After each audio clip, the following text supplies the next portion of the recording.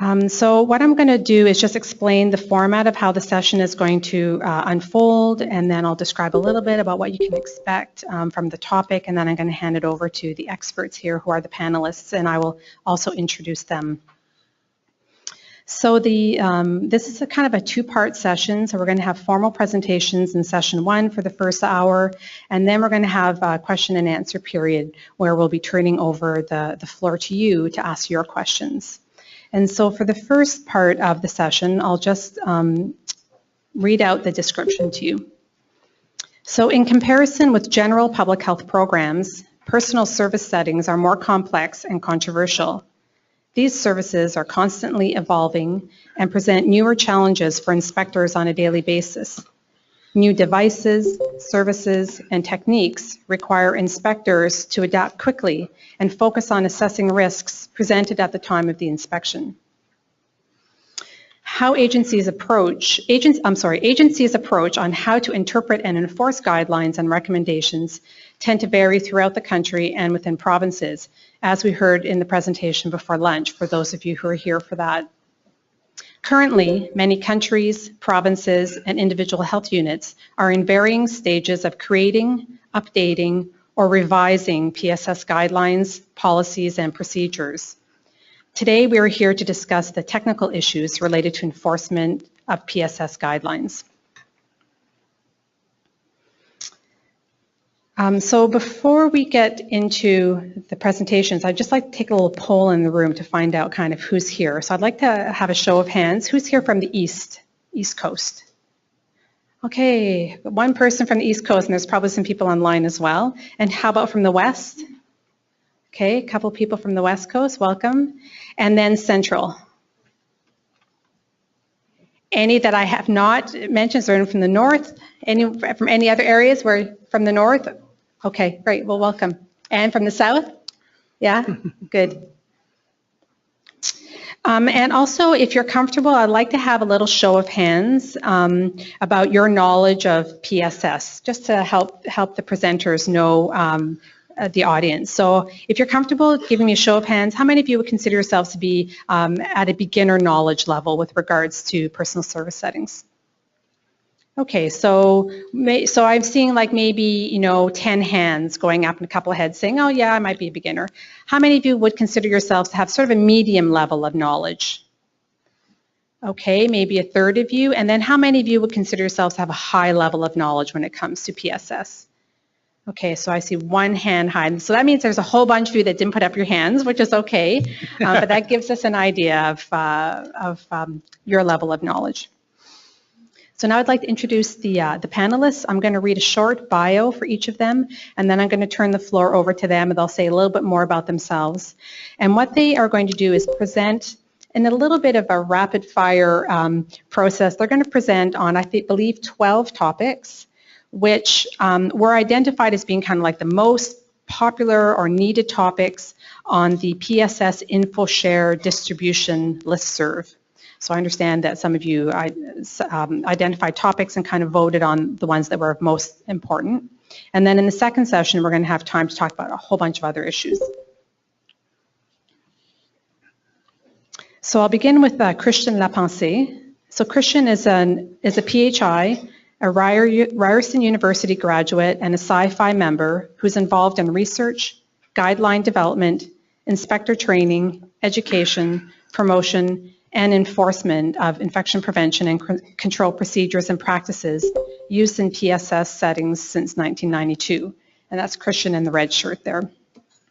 He's been active with various municipal, provincial, federal, and national PSS groups and the Ontario Ministry of Health and Long-Term Care in creating the IPAC best practices for PSS in 2009 and the IPAC PSS protocol 2008, as well as the Ontario Public Health Standard. He's also been working with the Public Health Agency of Canada to create a federal guidance document for PSS, and along with co-author Dr. Syed Sattar will release a book on PSS in 2016. Brenda Kwan is an environmental health manager with Durham Region Health Department, And along with her bachelor's degree from McMaster and Ryerson certificates in occupational health and safety and environmental management, she also holds a certificate in medical device processing from Central Service Association of Ontario and also her CIC. She has been a member of CIPHI since graduating from Ryerson and is also a member of IPAC Canada and the APIC. Currently, she's involved in PHAC's Personal Services Guidance Development Team to create a federal guidance document on PSS. And lastly, Jason McDonald. Jason began his career as a health inspector in 2005 after years of managing a successful retail business. His current focus is on personal service inspections. As a topic expert in this area, Jason gives many presentations across Canada and to environmental health students at Concordia University on infection prevention and control issues that arise in these settings. In 2011, he was elected to the National Executive Council of CIPHI. So I will turn the mic over to our three presenters, and at around 2:25, you're going to see me stand up, which will be the kind of not so subtle hint to these guys that it's time to wrap up so that we can welcome everyone for the 2:30 question and answer session. Thank you, Lise. Hey, folks. Firstly, I'd like to thank all of you for attending today. I'd also like to thank CIPHI, our sponsors. Special thank you to Nicole, Ottawa Public Health, and of course, my distinguished fellow panel members and our moderator, Lise. When I first started inspecting PSS, I realized there was no detailed guidance in place, and that concerned me. So I started investigating what was available. And during inspections at that time, all we had to work with was Appendix C of the non-food premises guidelines. And it was essentially a one-page document on tattooing, which at that time it was permitted to boil and reuse razors. So I knew that's something that needed to be done about that. My first PSS inspection was as a PHI trainee, investigating a body piercing complaint.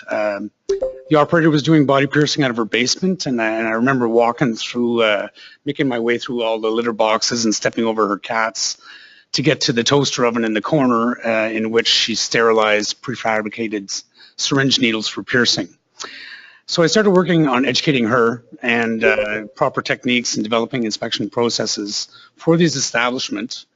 But later on, that piercer ended up being involved in writing the 1999 federal PSS guidelines on invasive services, which is an excellent example of the evolution of these operators as well as the inspectors.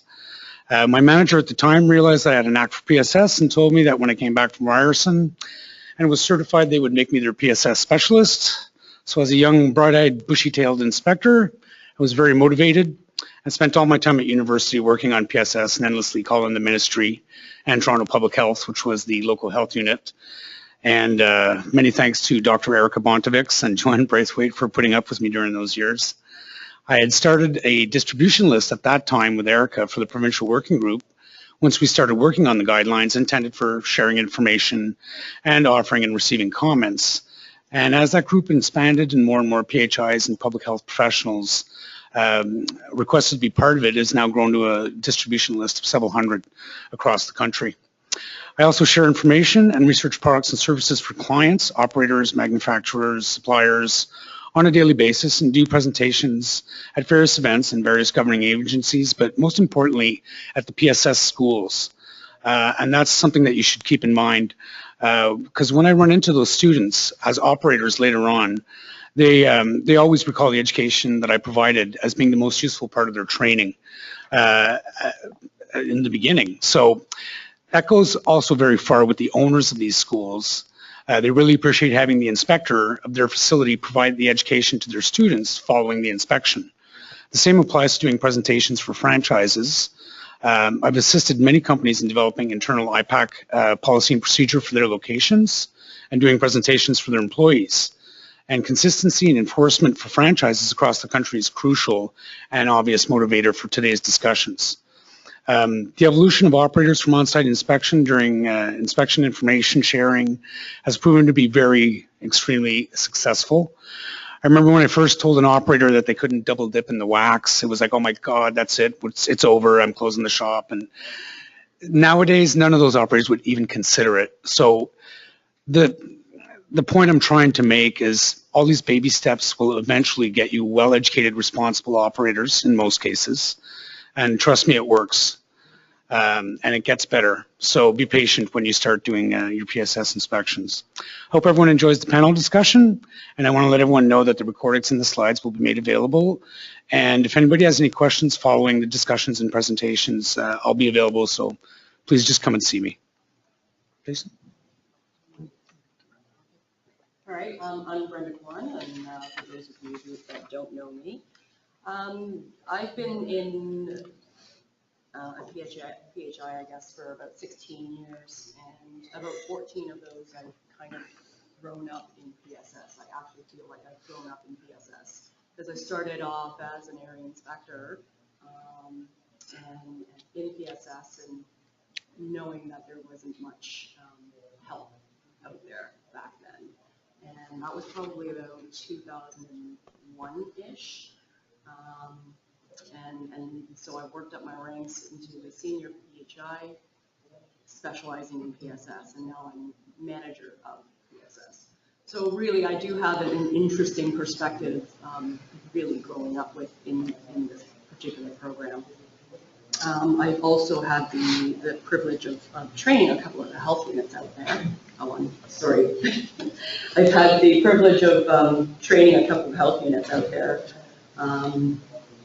And so that's always been interesting, trying to impart my knowledge out to the other health units.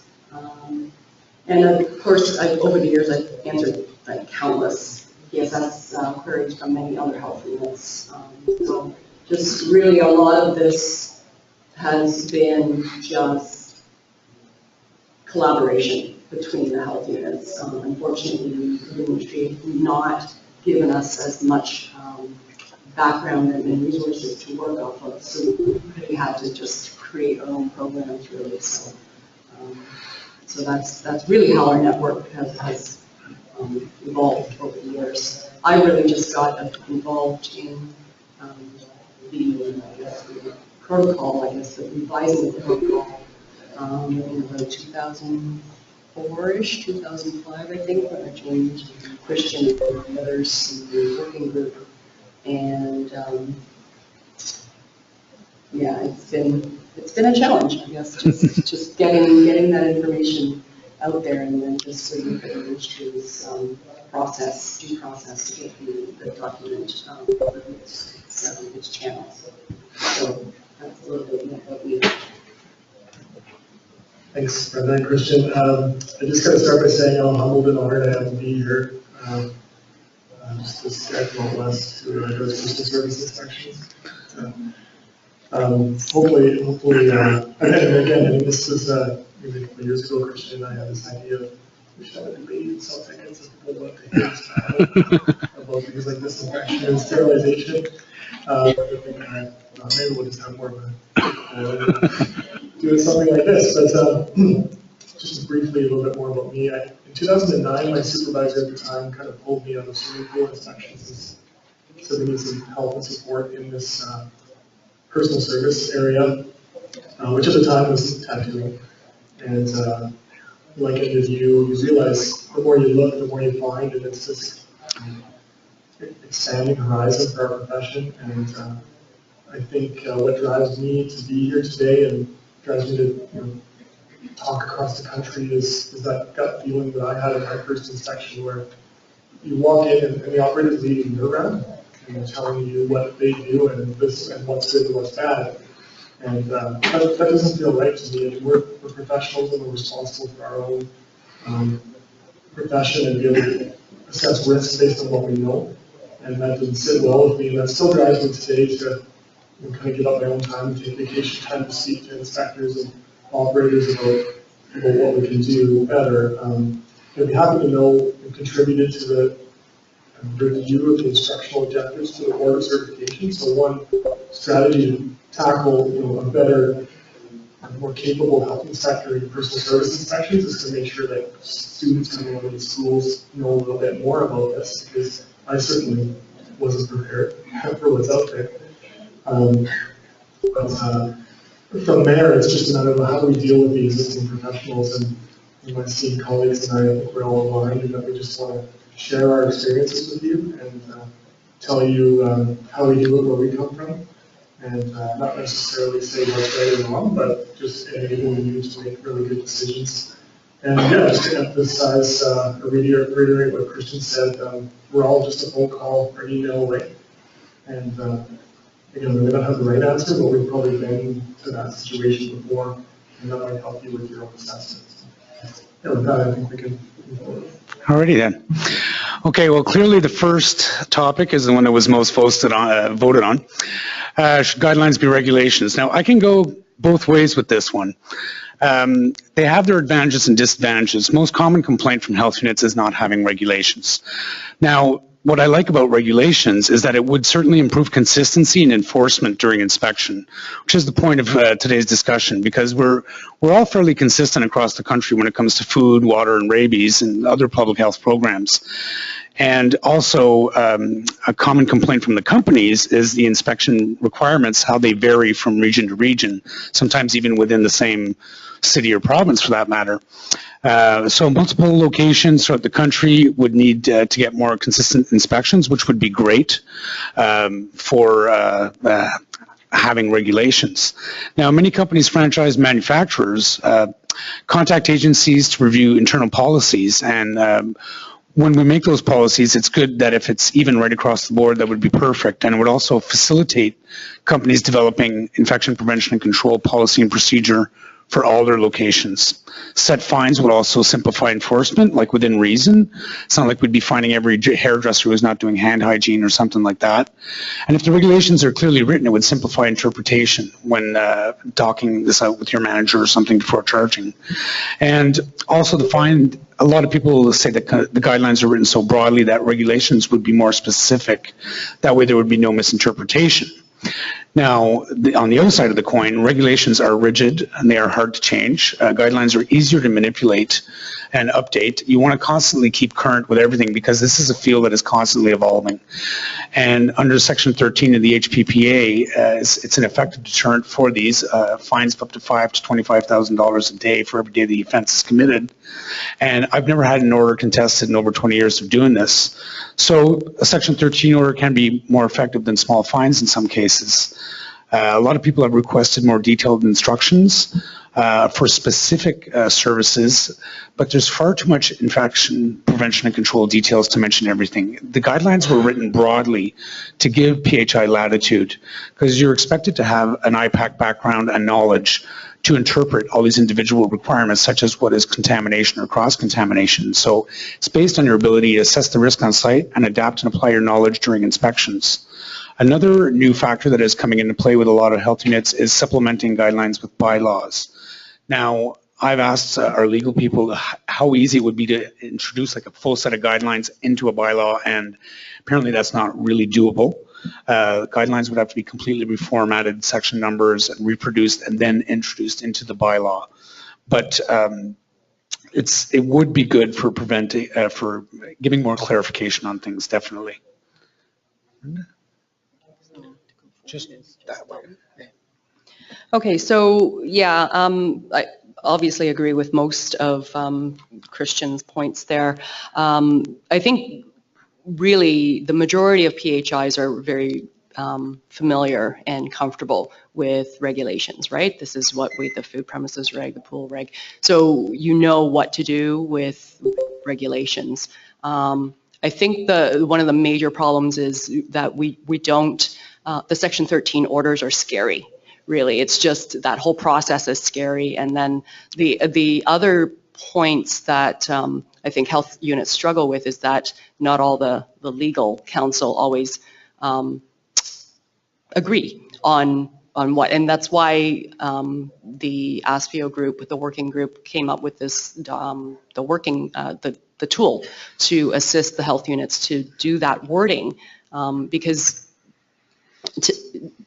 I know that when I was in the field earlier, that was our biggest struggle, was trying to word properly so that it satisfied legal and satisfied what it was that we were trying to do.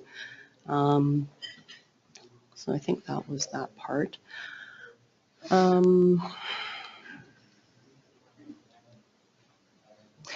One thing I want to say about Section 13 orders is that, and agree with Christian on this one, is that it is very, very good for compliance, because as soon as they understand the fines behind it, they comply pretty quickly, right? Whereas, you know, as you're all used to with the food premises reg and pool regs, if you slap them a ticket, they'll just pay the ticket, and that's the end of that.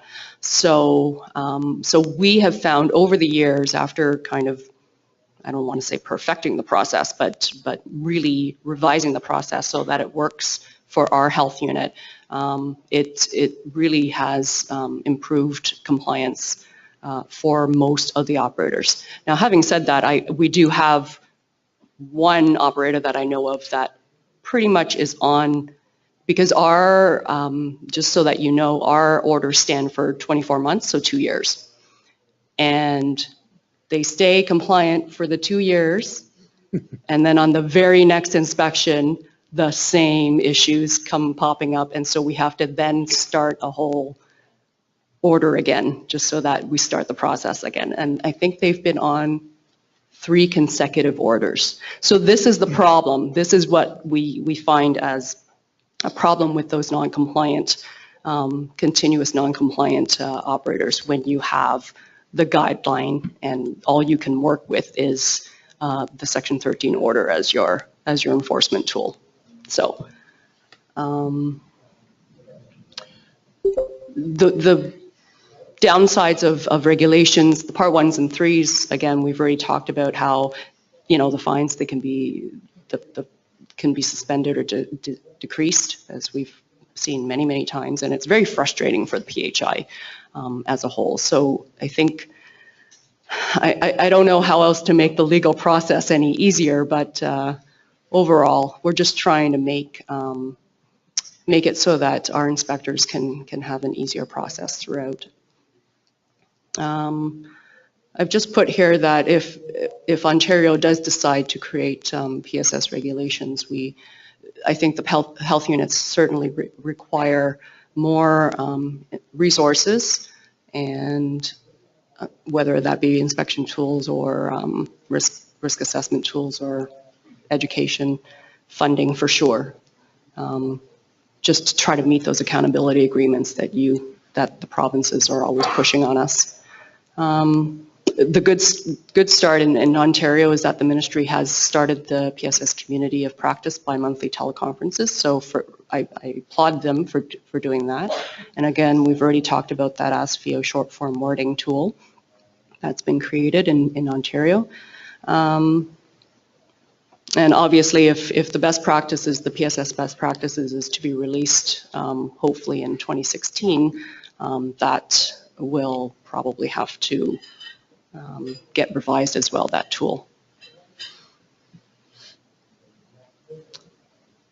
So other considerations for the future, if, you know, whether we're considering the regulations or the guidelines, just a clear distinction between what's an actual PSS versus the medical. The medi-spas now are becoming so popular, they're kind of popping up pretty much everywhere, and we're having that gray area of what's medical versus aesthetics.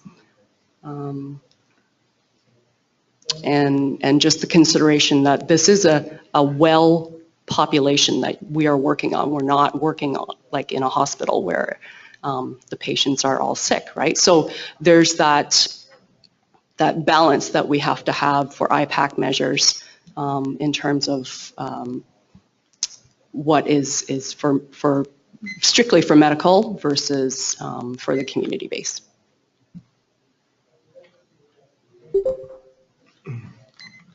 Thanks. Well, I'm coming from the one province in Canada that does have a personal services regulation and 5 associated health standards and guidelines, you know, with that. So we do have that kind of what I'm hearing you might like. We've got, you know, you shall do this, you shall do that, you must do this, you must do that, which, yeah, is effective for sure.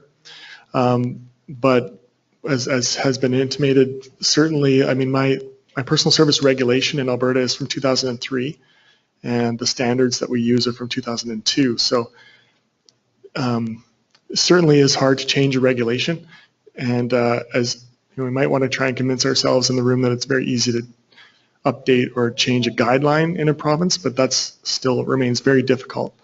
So sometimes we, be careful what you wish for. It may not be as good. The grass isn't always greener. No need to move to Alberta. It's the same problem, kind of thing.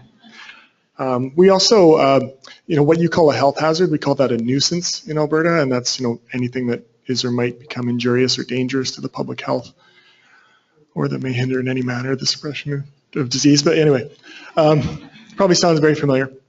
But with great power comes great responsibility, and we don't like to use nuisance to try and get consistent compliance, if you will, throughout the province. So, for instance, an emerging personal service, we really don't feel comfortable using nuisance to say, that you can't do that. We'd rather have that under some sort of regulatory framework. Otherwise, you get an inconsistent approach. I do believe nationally that, and in my time, I've seen it go from very few provinces having any legislation that deal with personal service to most jurisdictions now have something. They have a guideline, whether it's attached to the health hazard or not, but they've got something, some sort of framework. And before that, there was the 1999 document. I do think it's worthy of inspection or worthy of regulatory framework around it. I think, as we heard in this session before, Cecilia in Toronto and Ottawa as well, with their surveys of the public already think we're in there, and they already think there are rules, and we're kind of not doing what we should be doing, is my opinion. So we need to, as a profession, keep promoting this, getting it on the table, getting discussion going. And I just want to leave with this slide that I took. I can't tell you what province, but it's the one west of Alberta. I was walking down the street, and this is very much a day in the life of an EHO, because you've got, I don't know if the people in the back can see, but this probably was one sandwich board a year ago, and they probably offered hairstyling, D&K hairstyling perhaps, and then to keep up with the demands of, or have any sort of successful business, they needed to add the second sandwich board, and now they're offering piercing and permanent makeup perhaps, and waxing all parts of the body.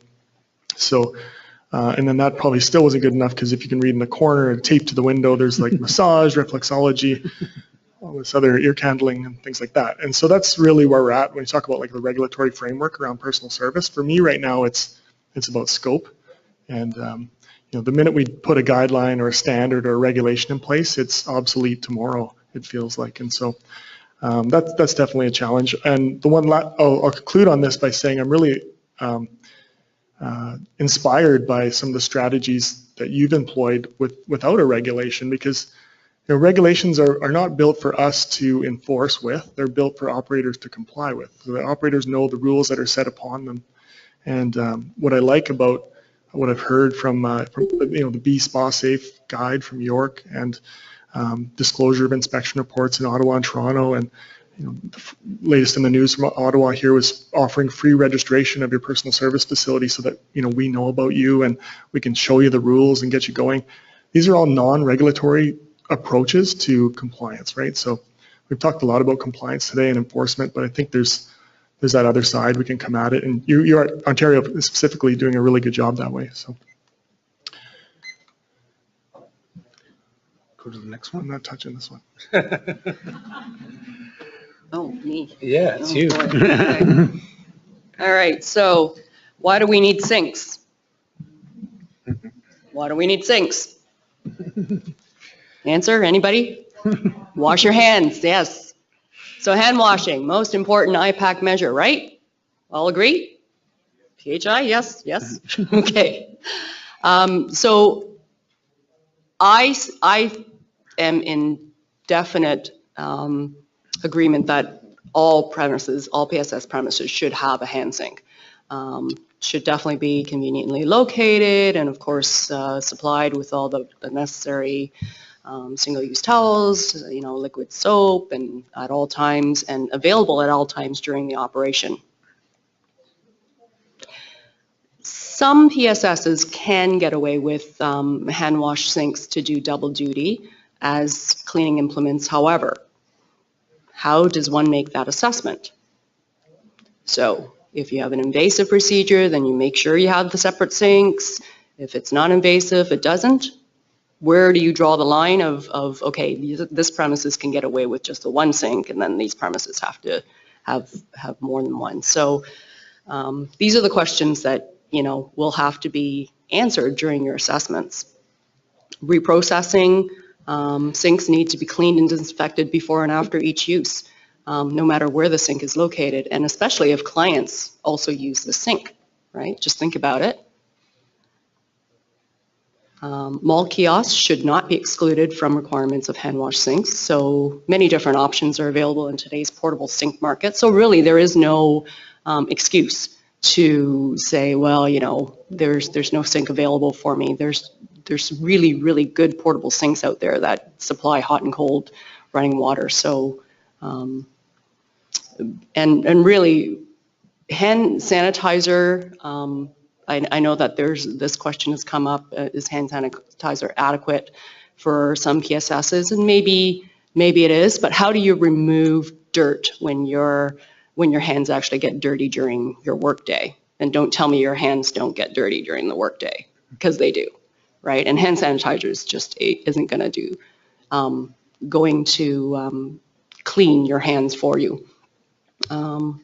Use of sinks for proper reprocessing is critical.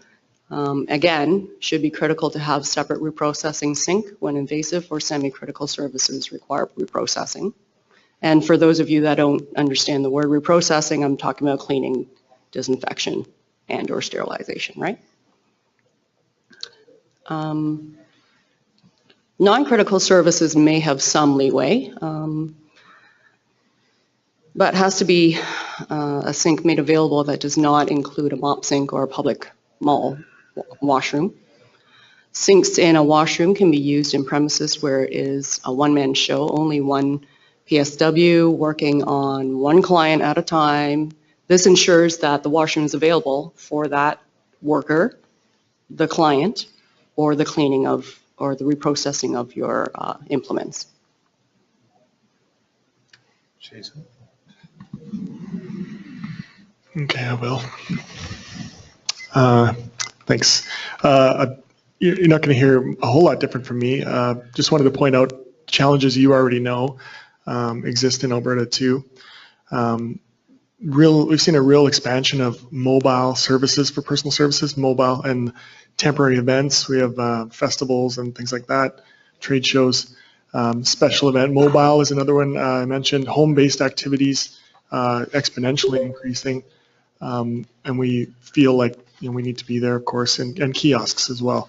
They've opened.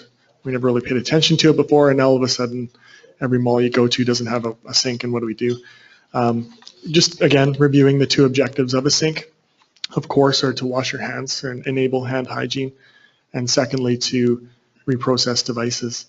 I think it's interesting how, when I look back at, you know, the institutional memory of why in Alberta anyway, and maybe in your province, you're allowed to wash your hands and clean the instruments in the same sink. How that ever got allowed, I'm not sure. Maybe as an operator-friendly give back, but if you talk to people in infection prevention and control, they kind of go, what? You allow that? What are you talking about? So when we talk about like renewing legislation, and that's something I work on right now, is, you know, I look for the current resources, and they're all telling me to break those two functions apart. You know, wash your hands over here, or sorry, go down the hand hygiene road over here, and then clean your tools in a totally different sink. And if you think about it, we're very confident in Alberta anyway. You can't wash your hands in the same sink you clean the food utensils or the food prep. So, you know, why do we ever allow it here? We're very confident to say it there, but we're not confident to say perhaps what's right in a personal service setting.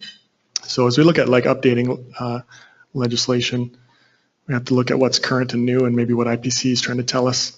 So this is just a picture of a trade show. I mean, there's all kinds of mobile temporary sinks that you're going to see, and what you allow in your area is kind of up to you. Here's a good example though of what I call operators not, and we got these rules, right? You've got your guidelines, I've got my standards, but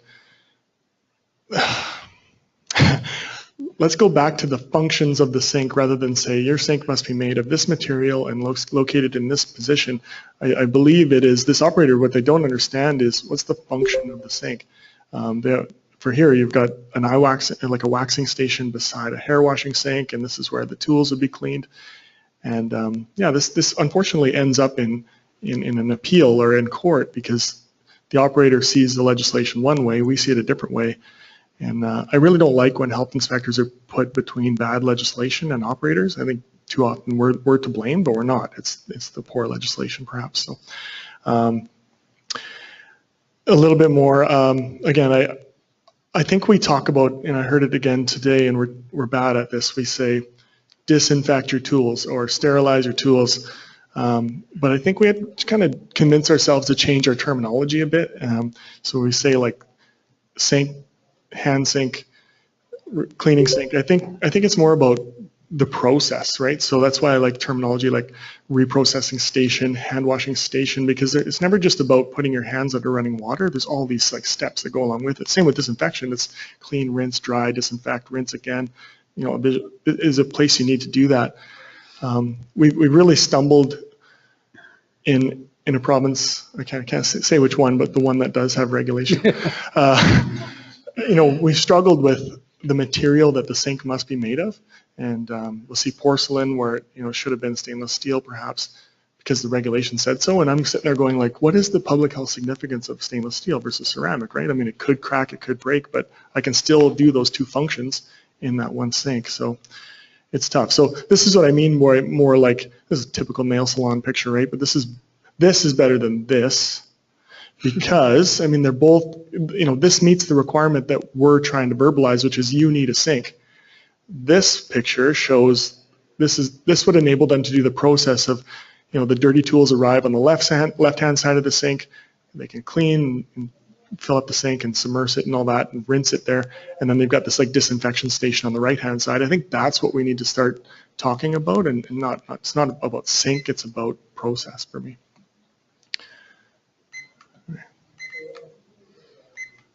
Thank you.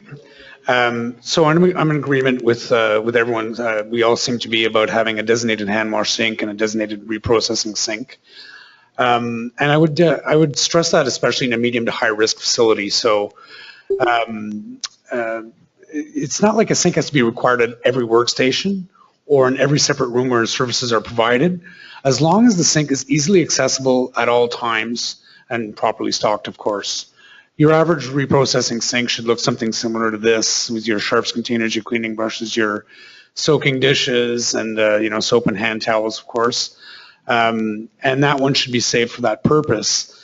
And sometimes one sink may be acceptable for both in some establishments. You know, it's like, and of course, this is all based on your risk assessment. You'll see by watching how they work, how they're washing their hands, how they're using the sink during the inspection. And even in some cases, very low risk establishments with non-critical items like a hair salon, a hair sink can be modified. I've seen people put taps on them or actually put a shower head so that way it can act like a hand sink and then they can still use it to wash hair. Or, you know, even MacGyver the tube onto a hook and like put an elastic around it so it's like a sink. But the bathroom sink is something you want to stay away from because it's considered contaminated. And of course, the sterilization room sink is also something that's considered contaminated because when you look at scrubbing out tubes and ultrasonic cleaners and stuff like that, you're getting a lot of blood splatter. And also one thing that's useful here, the ultrasonic cleaner, as you can see in the middle, is you always want to make sure that that's covered because of the aerosolization of the blood products on the inside, but having the extra enclosure actually really helps. Now, shopping malls, that's a whole different story. What we've done with some PSS is had them relocate, like closer to the food court so they can access to plumbing. But I'm also acceptable with portable sinks when there's no other option available. Like over 1,000 places, I've got maybe like 10 of them who have portable sinks at the most. And you want to have a system where they have on one side the waste tank and on one side the clean water tank, as opposed to like the bladder system where the tanks are within each other, because that can be complicated. And probably the lowest form of sink that I would accept would be at the curves brow bars. They do have this hand wash sink in place. When you talk to the staff, though, they're pretty clear that they use the hand sanitizer a lot more than they use this. Alcohol-based hand sanitizer is only part of a hand hygiene program. You can't strictly rely on that.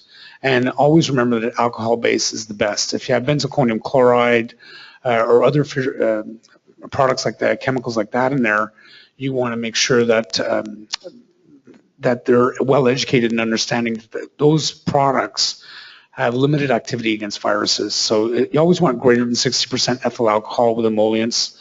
Healthcare guidelines require 70% or higher, but you always want to have running water as the bottom line. So this would be Jason. Okay, this is where the gloves come off. Okay, so for me, I get a lot of questions like, is this autoclave a good one? Is it good for what this operator wants to do?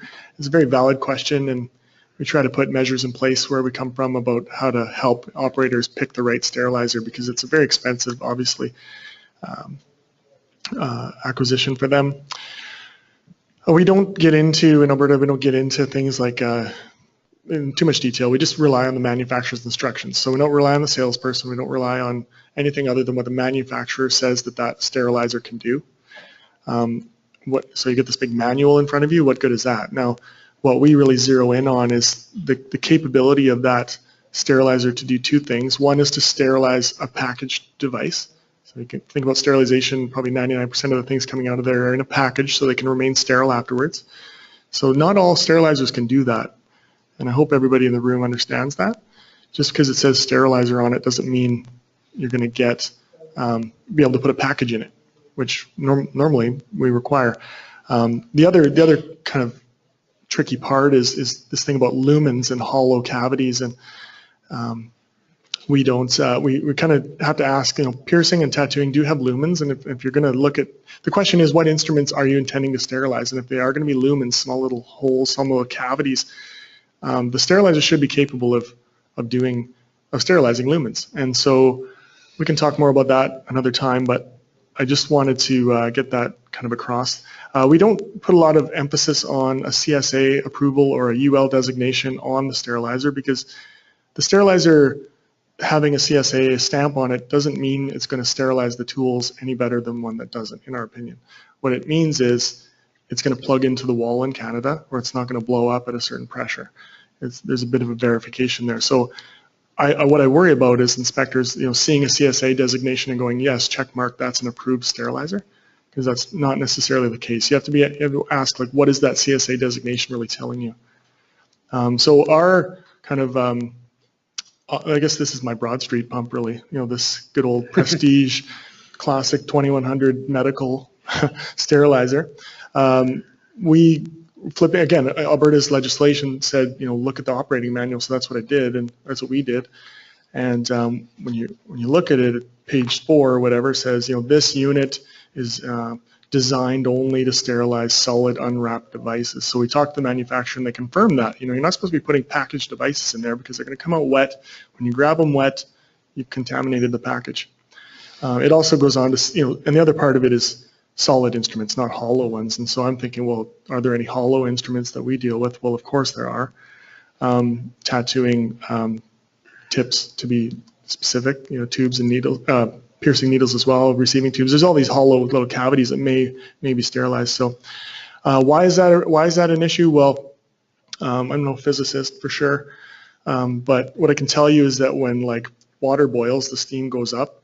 That means that dry air below is more dense than steam. So, and with that in mind, when you turn on an autoclave and steam comes in and that pressure goes up, no matter what the pressure is, if you haven't like evacuated the dry air out of there, you're going to have a cold spot in your lumens, theoretically. Okay, so that's what we're worried about. We're worried about that. And so for me, it's about sterility assurance. I said that on the first slide. And so if I have this kind of doubt in my mind that that instrument that we've identified as critical and must be sterile at the point of use, didn't, the sterilant didn't touch all of it. It kind of raises, I can't sleep at night. I know some people can. It kind of keeps me up, right? So we've been very successful in Alberta, just moving operators in a very gradual time frame away from old sterilizers to new ones that are, and really what we've arrived at is, health is good for business, and they get that. So we give them like 6 years or a year to kind of change over their sterilizer to a new one.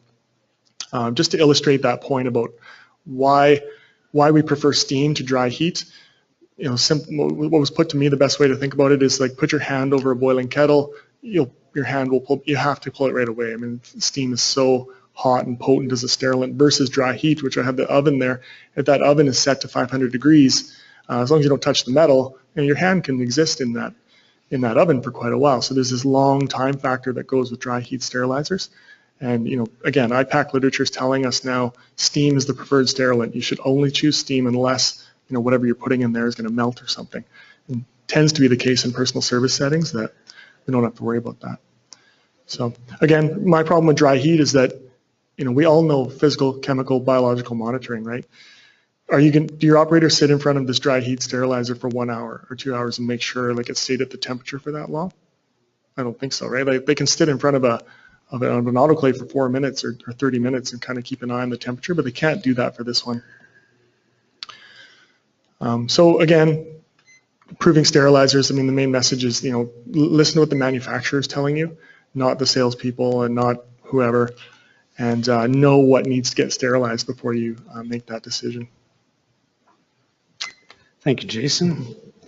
Okay, so just to clarify for sterilization right off the bat, liquids cannot be used for sterilization. Like people often ask me about chemosterilants, which is you can't sterilize with liquid. Essentially, even if it kills spores, then it's a sporicidal liquid, which equals high level of disinfection.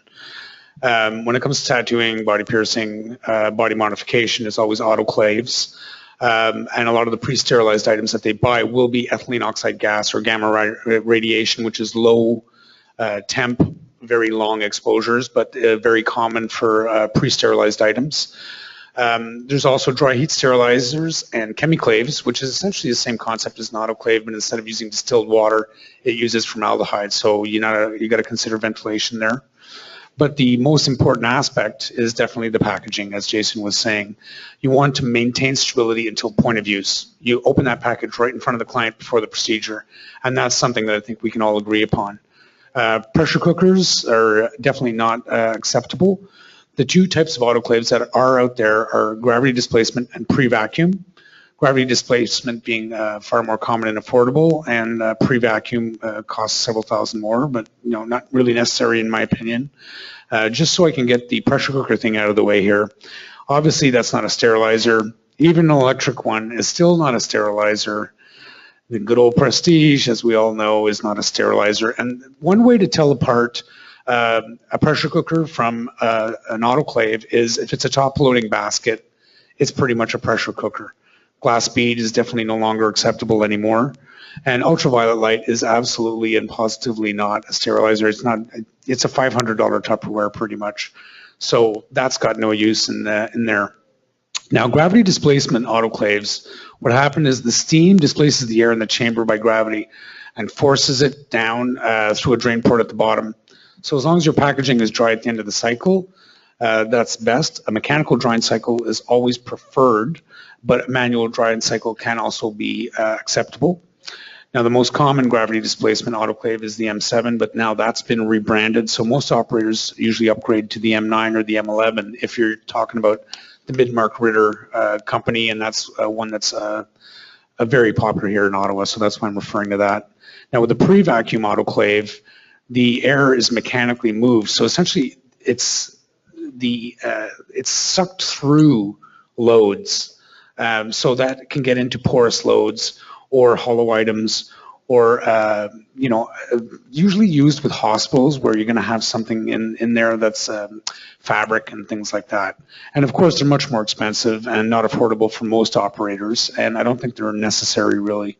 Statum, flash sterilization, this was originally designed for flash sterilization, like in operating rooms, if they drop something, they could use this, but They're smaller and they're cartridges, and the problem sometimes with these statins is they tend to be overloaded. You need the heat and steam to circulate properly and penetrate all the packaging for it to be available. Now, with the chemical autoclave, as you can see here, if you see Chemiclave, usually by the Harvey company, those are the formaldehyde ones, and you just got to remember ventilation for those. Tri-heat, I really don't see it much more anymore.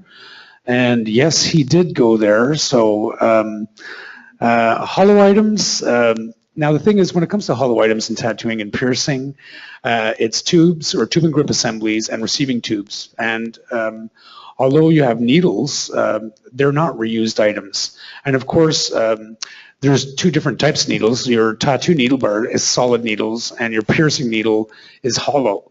But again, it's not something that's reused. The hollow items that are reused are generally the tube and grip assembly, the tubes themselves, and the receiving tubes. Now, those items are usually always scrubbed with a wire brush in between uses and then soaked and run through an ultrasonic and then soaked in usually alcohol. Alcohol is really effective for dehydrating hollow items. 99% is actually best for that, but 70% for everything else. And when you look at when you run into a sterilization problem in autoclave and then there's a media release, you know, saying, okay, if you've been tattooed at Joe's Tattoo Shop between March and October, you know, always go and follow up with your physician to get tested for HIV, Hep B, Hep C. Now, once you've scrubbed those tubes out, cleaned them, put them through the ultrasonic, soaked them in the alcohol, Hep B, Hep C, and HIV is already dead before it's even packaged. So you got to keep that in mind. Okay, so in the interest of time, I pretty much agree with you know both of my colleagues here, and really the only thing I'm just gonna skip that slide and go straight here. Basic requirements for autoclaves. You know, I would prefer to see the manufacturer's instructions for the autoclave on site and just make sure that the operator even knows that it exists and knows what's actually in the manufacturer's instructions for usage. The gauges, of course, to show the required parameters. So that would be either the temperature and or the pressure gauges. Printable readouts, of course, would be preferred. Specific drawing cycle would be mentioned somewhere. Appropriate spore testing, records of results for written backup plans of failures. Again, the whole question about lumens and whether they're not, you need to consider those or not. So that's for your health unit to decide on. Proof that the sterilizer can sterilize lumens, again, for your health unit to discuss. But again, if for those provinces that are looking into guidelines, revising guidelines, you know, that would be really helpful for the health units for that information to be placed into the guidelines so that we can all have one consistent way of dealing with it throughout the province. My larger question actually isn't with the autoclaves themselves, it's more with the sterilization, and really there's this whole industry out there that's sterilizing all these things. There's no regulation, no regulatory body that oversees them. So it's quite, it's kind of a hit and miss in terms of are these good or not. And I think we're almost getting the boot here, so I think I'll just leave it at that. No, we'll get through, we're just going to make this the last topic. So with controlled acts, that was also very popular in the voting.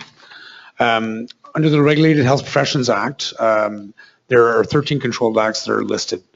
Now, this mainly for us will apply to body modification and medical spas, so Botox fillers, surgeries, things like that.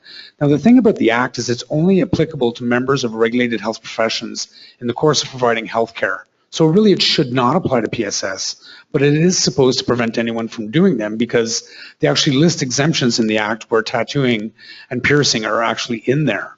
So the College of Physicians and Surgeons, when we contact them about things like body modification and all that, they just say, call the police, it's a criminal act. But there is no part of the Regulated Health Professions Act that is tied to the criminal code, unless of course you're dealing with genitals and minors.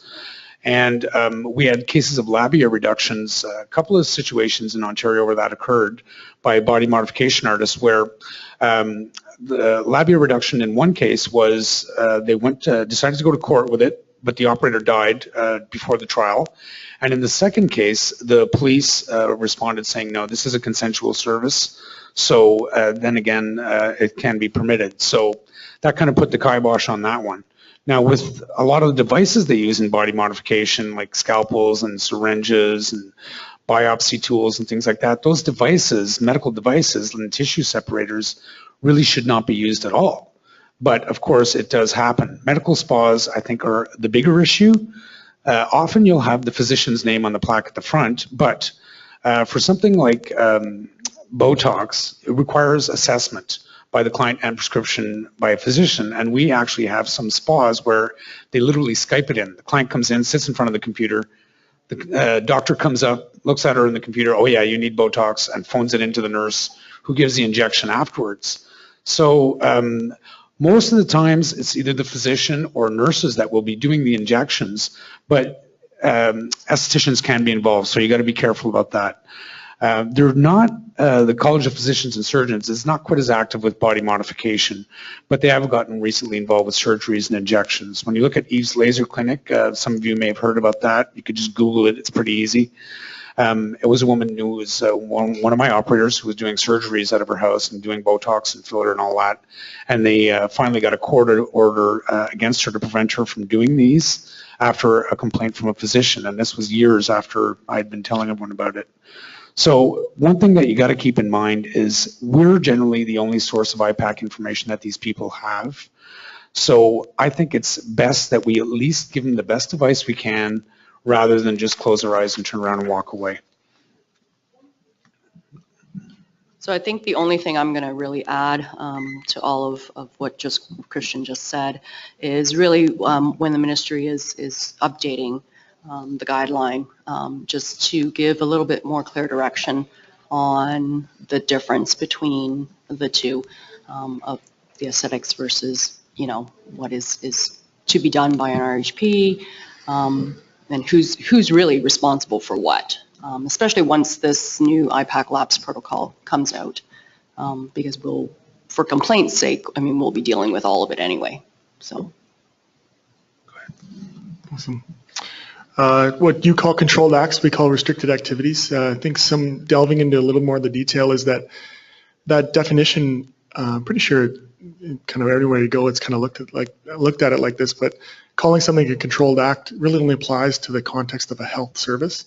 So they look like they should be controlled, but they're actually being done for cosmetic or aesthetic reasons, and it kicks it out of the health service realm, which makes it, again, what I'm trying to say is it's a gray area and EHOs have to fill it. Yeah, they're complex situations. We've had to get to the finish line many different ways. You involve Health Canada. Sometimes you look at the device they're using and say that the device manufacturer might say only a physician can use that device, and that's the way we convince somebody not to use it. We talk about lasers and other devices like that. We kind of use our colleagues with radiation protection in Alberta to help at least get the device registered. And again, we've worked with the various colleges to kind of get to the finish line. One you might have heard of, this is kind of like my version of Eve's Laser Clinic. I was disappointed there was no field trip to her place this year, but anyway, this gentleman from Laser Medic was calling himself a doctor, you know, and he had a room full of patients, and so we had to work with CPSA, College of Physicians in Alberta, to kind of get to the finish line there, which was good. And then this was in the news on CBC recently, just, you know, the trend back from, you know, gauging your earlobes, the trend back, you know, a bit of regret maybe, or as you get older, you kind of want to regress back to normal looking earlobes perhaps. And talking about the surgeons who do it, but, you know, I'm going, I know a guy who will do that for you. His name is Russ Fox, and he travels across the country, and he'll do all kinds of things to you. He'll take parts off your body and put it wherever you want. So if he's doing that kind of jagged earlobe thing, he'll certainly do the reconstruction of your earlobe as well for a much lesser price. And there's really no regulatory framework in Canada to say that Russ, you can't do that, you know, other than maybe using what I call nuisance or you call, you know, health health hazard, yeah.